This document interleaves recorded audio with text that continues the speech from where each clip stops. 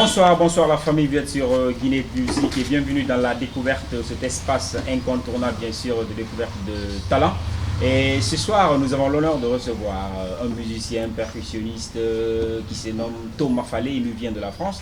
Et dans son aventure musicale, il a choisi la Guinée pour réaliser un certain nombre de projets. Dans un court instant, nous allons lui tendre le micro pour le plus grand plaisir. GuinéHitsMusic.com.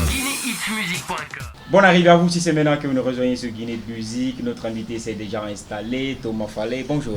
Bonjour. Bienvenue sur Guinée de Musique. Merci. Et bienvenue en Guinée. Merci. Alors, Thomas Fallet est mieux connu du public guinéen. Comme je l'ai dit, l'émission s'est découverte réservée aux talents qui cherchent à s'afficher. Alors, on va se présenter. Thomas Fallet, c'est qui? Alors, Thomas Fallet, je suis musicien percussionniste. J'ai commencé à pratiquer le djembé à l'âge de 8 ans.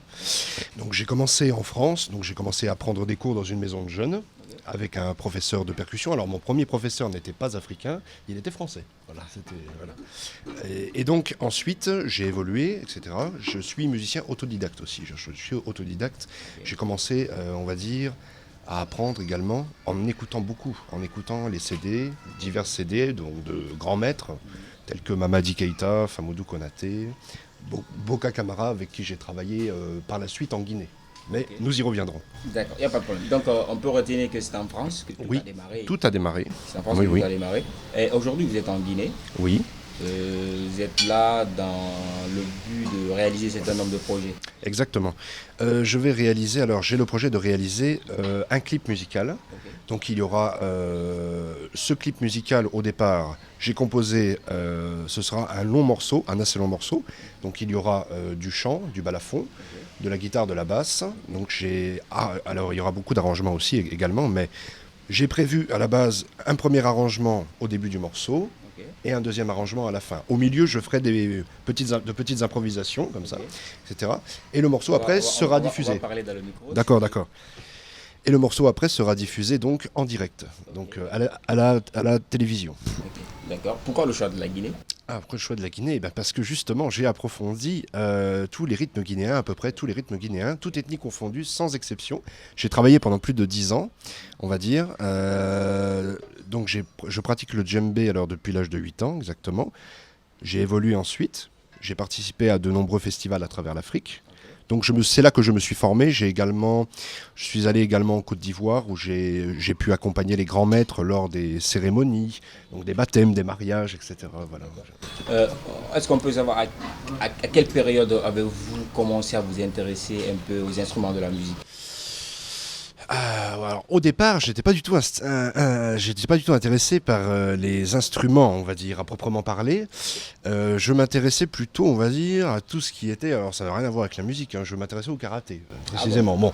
Mais c'est grâce à ma mère, en fait. C'est-à-dire que ma mère, depuis petit, elle me voyait taper sur toutes les casseroles de la cuisine. Je retournais toutes les casseroles et je tapais sur les casseroles. Ça l'a quand même intrigué. Elle s'est dit, bon, pourquoi pas... Comme j'étais un enfant très introverti, comme je ne parlais pas beaucoup, elle a décidé de m'inscrire en fait à mon premier cours de djembé finalement, et elle s'est dit peut-être que cet enfant, peut-être que ça va l'aider à s'ouvrir aux autres. Donc ça a été pour moi après, le djembé est devenu une passion. C'est réellement à partir de l'âge de 12 ans que j'ai commencé à m'intéresser réellement à la musique guinéenne. C'est-à-dire quelle année on va préciser j'avais alors on va dire 2003-2004, quelque chose comme ça. 2003-2004. Oui. Fin 2003, début 2004, on va dire janvier 2004. Ok.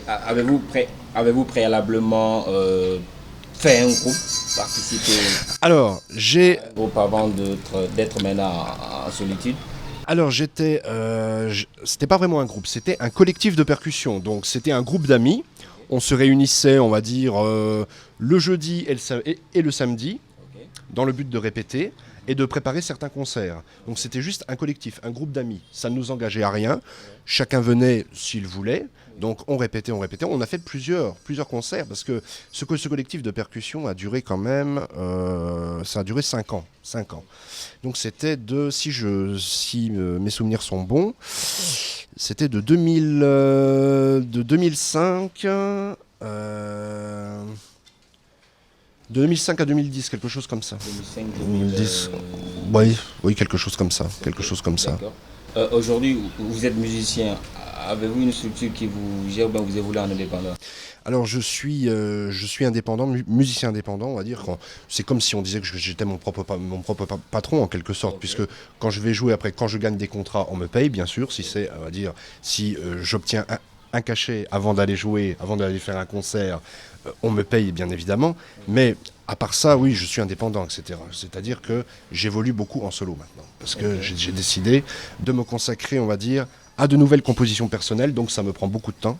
Il faut beaucoup de solitude, il faut pouvoir se retirer pour avoir certaines aspirations. Donc j'ai besoin vraiment de prendre mon temps pour faire toutes ces choses-là. Ça aboutit en général à un album. Toutes ces inspirations aboutissent à un album en général. D'accord. Et parlant d'ailleurs d'album dans votre parcours, est-ce qu'il y a eu des œuvres qui ont été réalisées Oui. bien avant votre arrivée ici? Ah oui, bien avant mon arrivée. Alors j'ai enregistré un premier album à Conakry en septembre 2010. Donc j'ai intitulé cet album Diagné. Donc ça signifie le sentiment dans la musique. Dans la langue malinké. Ouais, dans la langue malinké, exactement, dans la langue malinké. Et effectivement, donc, j'ai enregistré cet album. Donc, cet album réunit deux grands noms de la musique guinéenne. Donc, deux anciens de Numfola du ballet de l'armée.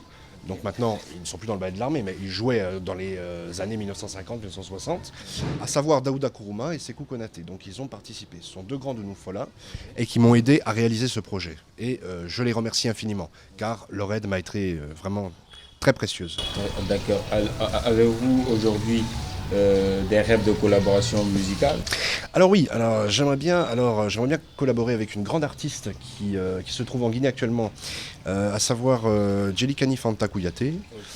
Et j'aurais voulu réaliser aussi un clip musical avec Djelika Babintou, mais bon, pour le moment, ça n'est pas encore à l'ordre du jour. D'accord, il n'y a pas de problème, ça marche super. Alors, vous êtes toujours dans votre émission Découverte en compagnie de notre invité Thomas Fallé, qui a choisi la Guinée pour réaliser un certain nombre de projets. Alors, nous tendons tout doucement vers la fin de cet entretien. Est-ce qu'on peut savoir votre composition fétiche? Ah, alors, ma composition fétiche, il s'agit d'un rythme que j'ai composé en décembre 2013, un rythme qui s'appelle Qui c'est quand, donc le bruit des balles, justement. Ok. Qui c'est donc la balle, quand le son. Donc le son de la balle, en fait, c'est un morceau, on va dire, un morceau très rapide. Et dans ce morceau, maintenant, j'ai introduit certaines inspirations personnelles, donc des solos, à savoir on va dire des phrases de djembé solo très rapides. Comme si on entendait le bruit des balles, c'est-à-dire vous entendez des rafales, des rafales de mitrailleuses ou quelque chose comme ça. Votre plus grand souvenir, peut-être, dans ce parcours? Alors mon plus grand souvenir a été ma collaboration avec Mamadi Keïta, donc un grand maître du Méfola qui a travaillé pendant quelques années au ballet de Joliba. Donc il est né en 1950 à Bolandougou. Voilà. Ça, c'est dans la région des Cantons. Voilà la région. Oui. Haute-Guinée. Voilà en Haute-Guinée, exactement. Donc c'est un grand maître avec qui m'a beaucoup appris, effectivement. Alors mon premier voyage en Guinée, je l'ai effectué en 2008 et c'est là que j'ai pu rencontrer Mamadi. C'était vraiment quelqu'un qui m'a beaucoup, en fait, il m'a pris un peu sous son aile, on va dire. C'était vraiment pour moi un très grand souvenir. Monsieur Thomas Fallé, on est presque à la fin de Oui. de cette émission, mais on ne va pas se quitter quand même puisqu'on vous a trouvé avec un instrument de musique. Oui, exactement. On va exactement. voir la manifestation bien sûr de votre génie créatif Oui. qui est en vous Exactement. en tant que musicien. Exactement. Si je peux tenir le micro pour vous, si Ah ça oui. ça va, ça marche. On y va.